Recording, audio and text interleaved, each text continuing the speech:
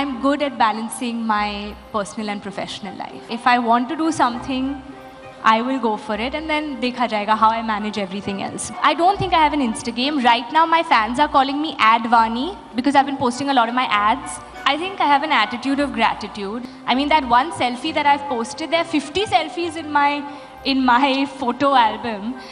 Which you have rejected. Which didn't make it. When I wake up, my first 1 hour, I try not even looking at my phone. I wanted to do something different. I wanted to change it up for myself. Ideas of India. Hi.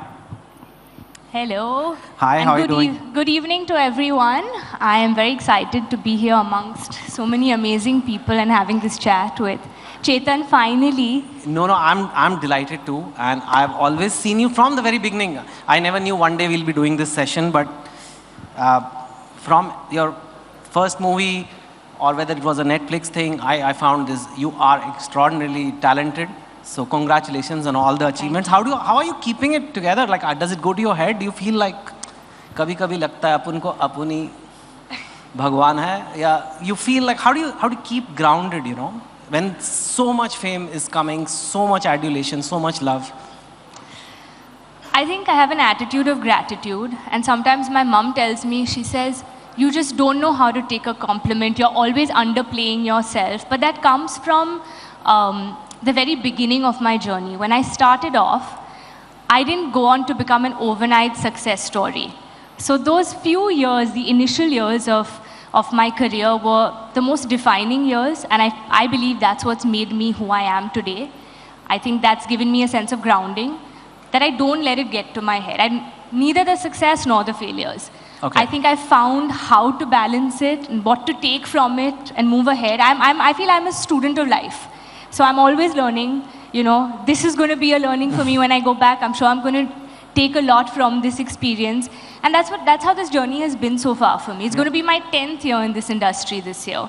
So I think, wow, so even the so-called overnight success is 10 years of nights and day of work, yeah? In fact, one question I want to ask you, Kiara. A lot of times, this is said right from Indra Nooyi to any of the leading women say, like, I think she controversially said this once, that women can't have it all. And the biggest question is, can women have it all? You seem to be having it all. You just had a beautiful wedding last year, 1 year now. Congratulations. Thank you. And you recently celebrated your wedding anniversary. You've had success after success in films. You look good, you're fit, you have adulation. I haven't really seen people having a Kiara Advani hate club. You know, some of us have those. But you are loved universally. How is it happening? Because, and I think it's not just can women have it all. Can anyone have it all? Because even men find it difficult to have it all. Are you having it all? I think the grass is always greener on the other side. Oh. I think that's just how it is in life. What someone may feel like, oh, she has it all. I may not feel that way. I may feel like, oh my God, he has it all, or she has it all, or look, Chetan Bhagat has it all. You know, that's how it is. We always think the other person is you know, like I said, the grass is always greener on the other side. But I think what you see is a lot of discipline, a lot of hard work, a lot of you know, there are days when you feel, how am I going to do it? But it's how you come back and how you, you know, you strive to overcome those phases of lows or not being able to find your balance in those moments.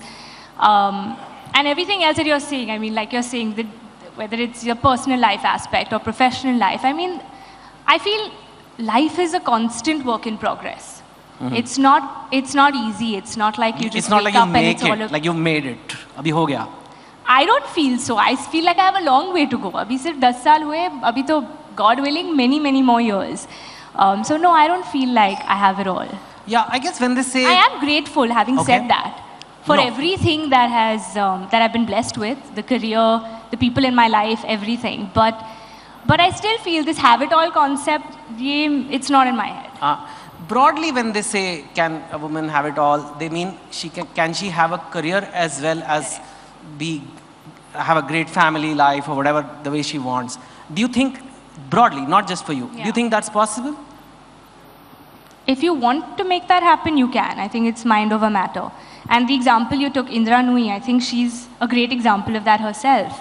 I mean, what she's achieved, being a mother, being a wife, being a home, she's balanced.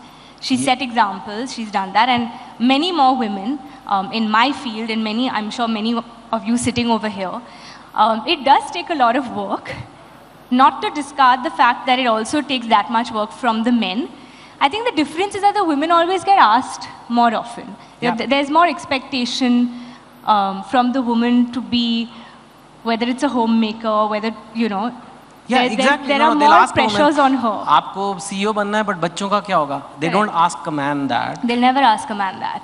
Yeah. So it's good that we're having this conversation. Next time you have a man sitting in front of you, I'd love for you to ask him that question. I will. I mean, they say that another thing I read on the internet was between these 5 things, wife, career, fitness, not wife, I mean relationship for you, husband or whatever, career, fitness, sleep and friends. You can only have 3 things in life. Some other things have to be What did you say? like a relationship, Okay. family, whatever, career, fitness, sleep and friends. It's hard to be great at all 5. You'll probably be good at 3 only. So my question simple is, do you have enough sleep? Do you get to socialize? I have to make time. I have to prioritize what I need and how much of me. I mean, I wish I could be everywhere. I'm newly married, so of course my parents keep wanting me to come home, and I'm like, I have another home to also run. I have a career to also look after. I have friends who also are demanding and say, come on, we haven't met in so long. And I have parents who I love, who are my world and who I keep wanting to meet. And I also have, like you said, whether it's fitness or health or sleep, these are things which I have to prioritize for myself as well. But I think it's all about balance. And fortunately, I'm surrounded by people who are very understanding of that. So I think if you put your mind to it, you'll make it happen. Yeah. Speaking of understanding, even the audience seems to be more understanding. There was a time it was seen as a negative for your career if an actor got married. But nowadays, sometimes it's a boost to your career or whatever. It seems to have no difference. Do you think that's a change that has happened? And of course, is it a welcome change? What are your thoughts on that? So when I was getting married, before we publicly announced it, there was a lot of, chatter about, oh my God, why is she getting married now? She's like, there was a lot of, she's just reaching that phase and all of that. But kudos to the audience, because I think they have evolved. We keep saying, oh, to the directors, producers, or to the actors, or female actors who've taken on that. But kudos to the audience, because they see you as a character.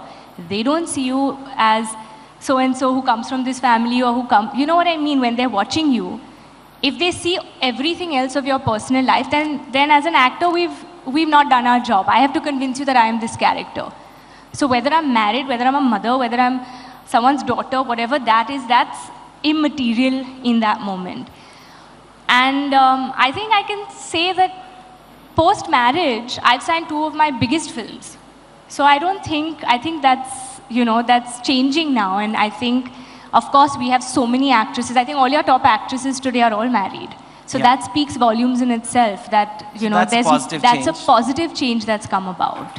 Yeah, no. I'm glad it has come about. How do you manage your social media? You do it, you have a team who does it, because that's a job. It really is a job. I do it myself, and this is the one job that I have to get better at. Yeah? I was You don't have pretty good Instagram, at your it initially. Instagram? I don't think I have an Instagram. Right now, my fans are calling me Advani, because I've been posting a lot of my ads, and I find that hilarious. That is kind of funny. But it's my work. I'm proud to share it. We work a lot on all the creatives of those ads as well. But yeah, I know I have to get my Instagram up. But it's not it's not something that I put so much thought into, because I'm also at the same time trying to stop being addicted to Instagram. I feel there's so much to achieve, and there's so much to do, and there's so much to read, and there's so much to learn, that sometimes Instagram can become a little monotonous with the scrolling, and you tend to get distracted. So unfortunately, while I'm trying in my personal life to not be so addicted, I'm also losing my Insta game a bit. Yeah. No, let's talk about this thing because I think it's important for the youth. Instagram is extremely popular. Yeah. But you as an achiever, as somebody with ambition and a hard-working person, you do feel Instagram can be a distraction, or any social media, for example, could be X or it could be whatever, Facebook, YouTube, all. Yeah, I mean, it depends what you're going there to. I mean, it can, like we say, it can be if you want to, read about certain things. There are beautiful pages which, are richer and all of that. And then sometimes you want to just scroll and see fun, gupshup or like fashion, all of that. But that can be very time consuming. And also, what you see is the best version of it. Nobody knows the hard work behind that. Even when we put up our pictures, like we were talking backstage, I mean, that one selfie that I've posted, there are 50 selfies in my photo album Which you have rejected. which didn't make it. So I feel somewhere, when young people are looking, they're always seeing the best version. And I feel that's what Instagram has become. There are few people now who are changing that and, speaking about it or putting, trying to be more authentic so that we change these standards and these high expectations or, these unachievable beauty standards and things like that. But at the same time, there's a lot of work that goes behind the way, whether it's how somebody looks. Like very recently, I was seeing a post that Hrithik Roshan posted on his training for fighter. And he posted his whole journey about how he, gave up so many things to sleep on time, to get to his workout, to do his routine. And I understand that because that's the discipline it takes for all of us in this profession. It's not just like you wake up like this and have hair and makeup and it's great. I think there's a lot of hard work and discipline that goes behind everything that you see because it is a visual medium. So you do want to give it your best. You want to set aspirational standards, but without being,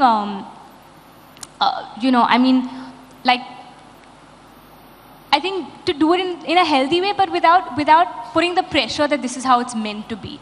But for us, if this is my job and I have to do a certain song or a film and look a certain way, I'll put in that discipline. I've done that. I know that's when you ask me, how do we manage it all? It's tough. You got to prioritize in those times. Yeah, no, actually this is an important issue you took out of impossible beauty standards, impossible life standards. I open Instagram in the morning, I'm tired, I've not even brushed my teeth, I'm just like, my knees are hurting and I have to go to the gym somehow, whatever, and I'm seeing like, every actor is in Maldives having breakfast in those floating things. And I'm like, what is this, yaar? I'm not having breakfast.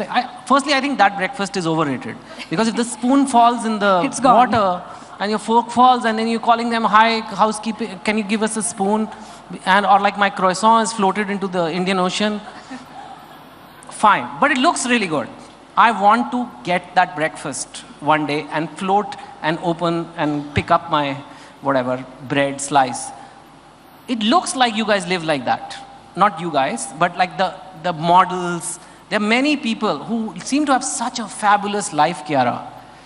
And then they look so beautiful and you're eating that big breakfast and you're still so fit and slim and everything. Somebody in some part of India is seeing it in Guwahati, Bhopal. There are millions following. And some girl may feel like, wow, I'm not good enough. Or a guy also may see a male fitness model. It could be for models, actors, whoever. I'm not good enough. Physically, I'm never going to have.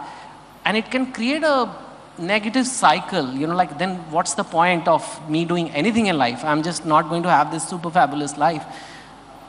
What are your thoughts on the same? And what can some young person, like, I guess like you said, how do they see this? What is this? Is Instagram real? Or is it not real? I mean, what's really going on with those breakfasts? Well, honestly, I like eating breakfast like just normally at home, in my PJs, not getting into a fancy costume and going into a pool and getting that picture. I don't think anyone wants that.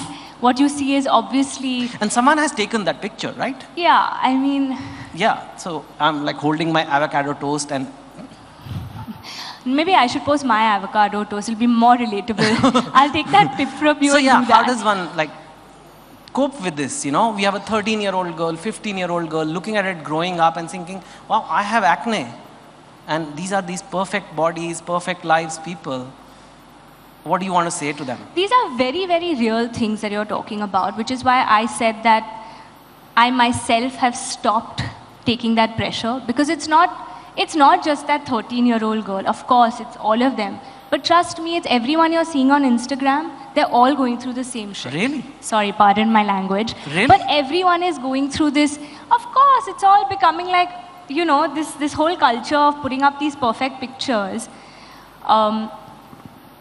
I think, like, I'm bored of seeing that. If I see another picture like that, I'd want to unfollow the account, because I feel there's just too much. I don't know, I find like imperfections, or you want to see something more relatable. Yeah. Also, that's why I said, I think you need to, in a day, the first thing you do in the morning cannot be waking up and going on social media. That's, I think, great. I feel, give yourself that 1 hour. That's what I do. When I wake up, my first 1 hour, I try not even looking at my phone, even though I know I have to like attend to work calls, and that's probably the only reason why I would, because in my job we don't have timings. But I still make that 1 hour for myself, whether I want to meditate, read a book, which I'm trying to do for very long, whether I want to, you know, just have my breakfast, then go to the gym, have a routine, have a certain structure in your life, just for yourself. And I feel when you realize how much that'll help you grow as a person, keep your, you know, what I noticed when I started doing this is that whether it's anxiety, fear, all these emotions, all these negative emotions, sometimes creep in the way even when you're just scrolling and you don't realize it. It's so subconscious.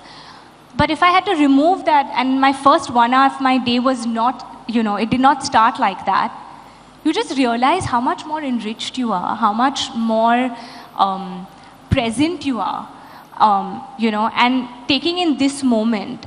And I think it just lays that foundation for the rest of your day, because you're not sometimes that 1 hour goes to like 5 hours if you're scrolling. I mean, see your screen time, and I'm sure all of us here would be embarrassed and like put our phone away. So that is something we need to work on.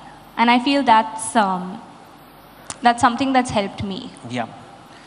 In terms of fitness, how much are you doing? Are you doing it every day? How much time in the gym? How many times a week? Rough guideline, or is there a rule like that for you? I go every single day. I take Sundays off, or once a week I take an off. And I also love swimming. So I do a workout in the morning, and then I swim in the afternoon or evening. And I just find this more than anything just time for myself. I'll tell you something interesting that happened today. So I was working out today, and I wake up very early in the morning and run to the gym, sometimes empty stomach. 7:30, by 8 I like to be in the gym. So I worked out in the morning this morning, and I did a very heavy workout. I did strength training. I really pushed myself. And my trainer tells me, okay, we finish this with a 2-minute sprint on the treadmill. So I was like, okay, 2 minutes, it's so easy. And he put it on a very high speed, and I started running, and 1 minute, 30 seconds down, I'm like, I cannot do this. I think I'm done. I've had a great workout. Let's end it. And he said, no, you will finish it. And I realized those last 30 seconds that I ran, which I did not want to run, was actually my whole workout.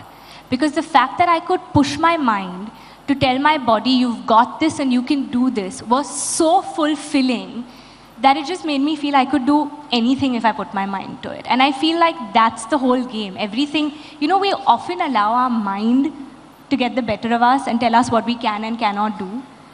But if you have control, that's the only thing we need to have control on, is our mind. I can't control you, I can't control your thoughts, I can't control anybody else, but I can control my own.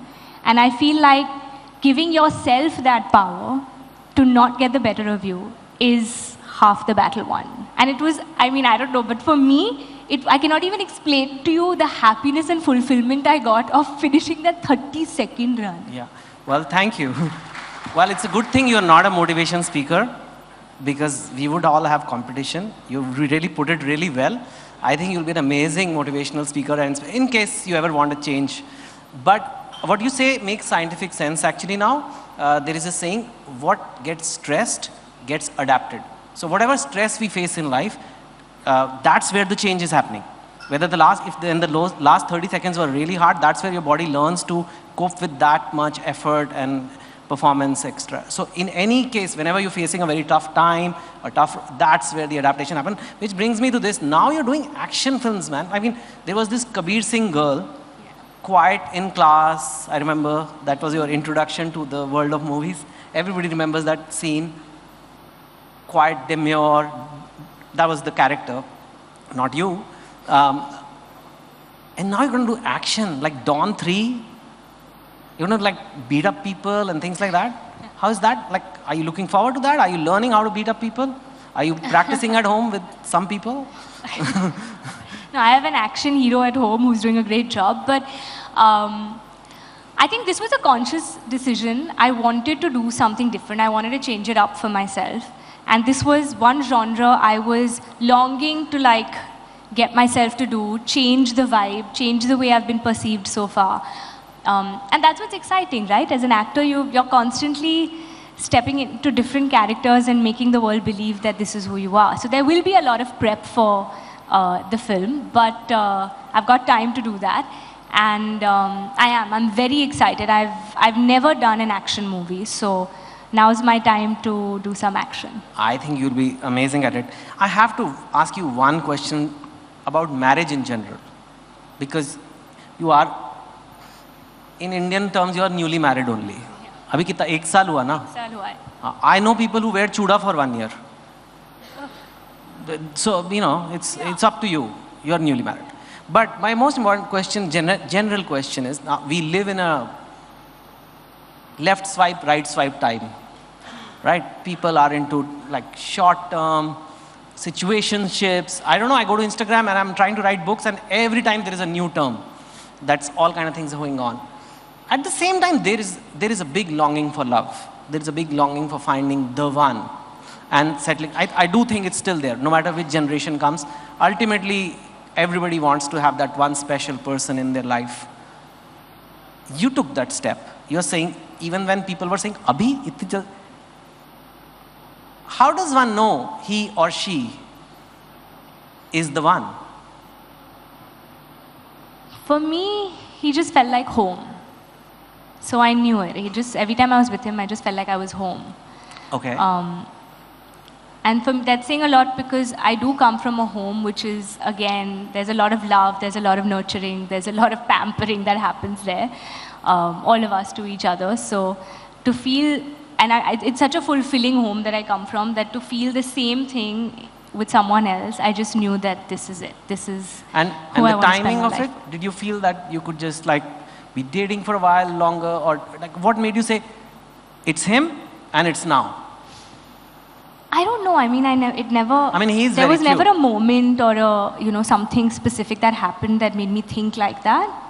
It was very organic. It just happened. And I think the person I am, I believe I'm good at balancing my personal and professional life. And I'm very all heart. So if I want to do something, I will go for it, and then dekha jayega how I manage everything else. But it was never, I never thought about it like, oh my God, my career and this. I knew I would do it. I said, I'll do it all and hopefully set an example myself. There is a leap of faith. There is a leap of faith. And even backstage, we're talking about leap of faith when in the context of motivation, and when someone is feeling low in life, some person watching this, some young boy or girl, maybe going through a phase in life where their career is not going as planned, their boyfriend dumped them, girlfriend dumped them, some personal tragedy happened.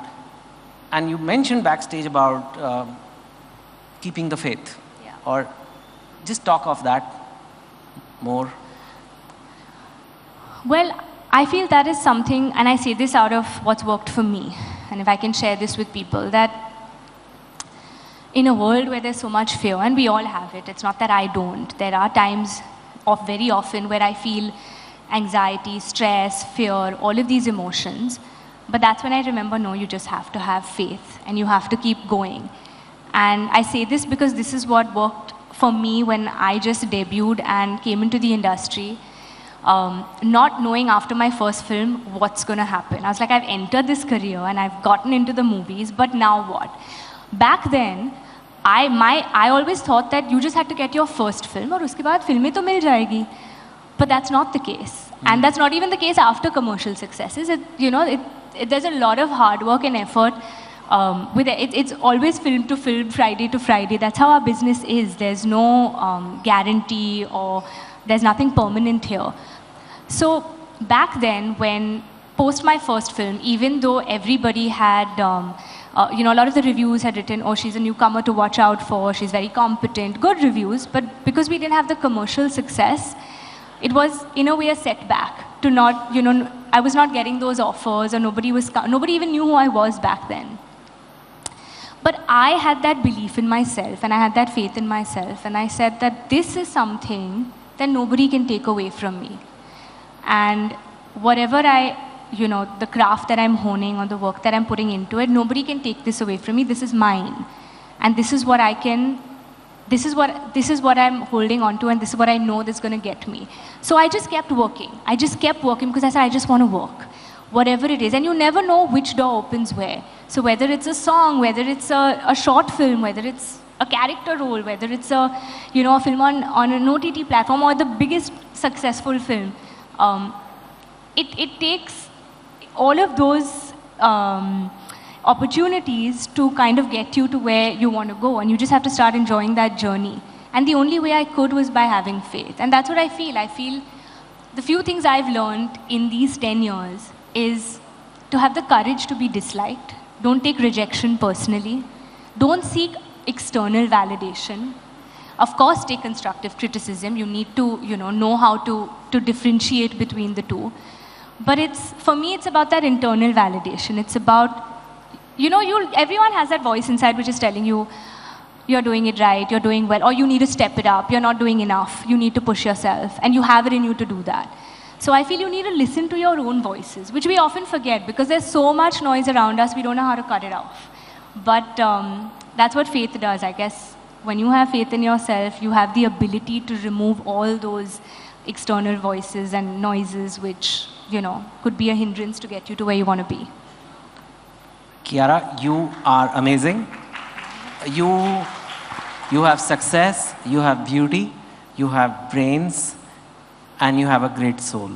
Thank you so much for coming Thank here. you. Thank you. My pleasure. Thank you.